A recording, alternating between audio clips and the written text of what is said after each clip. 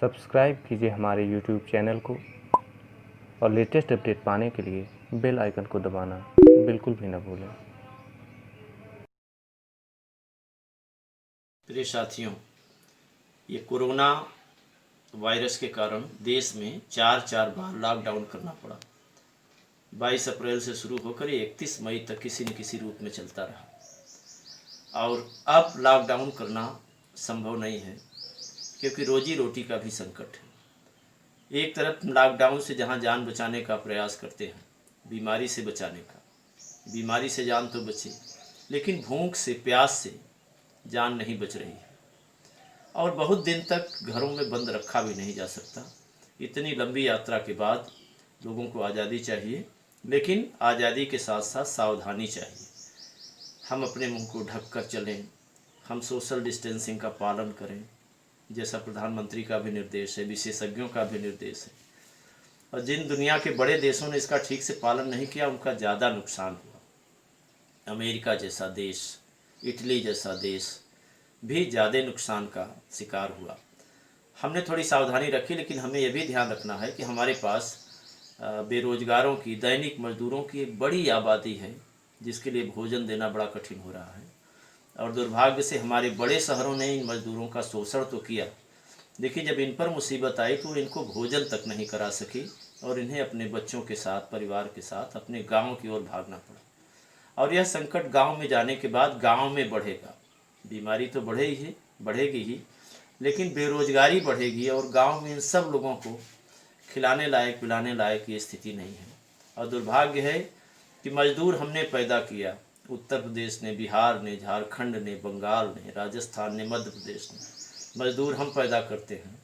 और धन वो पैदा करते हैं जिनके पास बम्बई है, जिनके पास सूरत है, जिनके पास दिल्ली है, जिनके पास लुधियाना है, अहमदाबाद है। तो एक बार सरकारों को भी सोचना पड़ेगा कि हम ऐसी नीतियां बनाएं कि केवल हम मजदूर न पैदा करें बल्कि हम उत्पादन भी करें और ये मजदूर अपने घरों में रह सकें, अपने घरों के आसपास रह सकें, इनका जीवन भी ठीक रह सके। नई नीति की ज़रूरत है।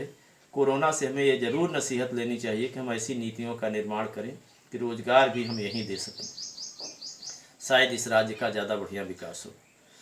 कुछ कुंडलियों के माध्यम से मैं अपनी बात रखता हूँ कि बंदी के दिन जा रहे कई चीज कर बंद, पर जन न रह पाएंगे पूरी तरह स्वच्छंद। बंदी के दिन जा रहे कई चीज कर बंद, पर जन न रह पाएंगे पूरी तरह स्वच्छंद। पूरी तरह स्वच्छंद बंदिशें माननी होंगी। और मैंने दिया है सोशल डिस्टेंसिंग को मैं जन दूरी कह रहा हूँ, और ये जो मास्क वाली पट्टी है इसको मैं मुंह ढकनी कह रहा हूँ, जो मुंह पर ढकी जाती है। तो आप देखें कि पूरी तरह स्वच्छंद बंदिशें माननी होंगी, जन दूरी और मुंह ढकनी अपनानी होगी। और कहें शुक्ल कबीराय भीड़ न कर पाएंगे, रहना सीखें पृथक एकाकी दिन भाएंगे। रहना सीखें पृथक एकाकी दिन भाएंगे। अब फिर से हमें एकांत में रहने का अभ्यास करना चाहिए और दूर रहने का। दूसरा देखें कि रहना खाना स्वच्छता सीखें अपने आप, जहां से बीमारियां पैदा हो सकती हैं। रहना खाना स्वच्छता सीखें अपने आप और दूरी रखकर बन सकें कोरोना के बाप। आप शक्तिशाली बने, दूरी रखकर बन सकें कोरोना के बाप। और कोरोना के बाप पटखनी देनी होगी। दुश्मन है अदृश्य सुरक्षा करनी होगी। दुश्मन है अदृश्य सुरक्षा करनी होगी। और कहें शुक्ल कबीराय प्राकृतिक जीवन ढालो, और इसके संग रहना ही होगा महीनों सालों। इसके संग रहना ही होगा महीनों सालों। इसलिए हमें अपनी दिनचर्या ठीक करनी है। और ये कब तक चलेगा कि जब तक टीका है नहीं तब तक इसका भय, जब तक ये बन नहीं जाता, जब तक टीका है नहीं तब तक इसका भय।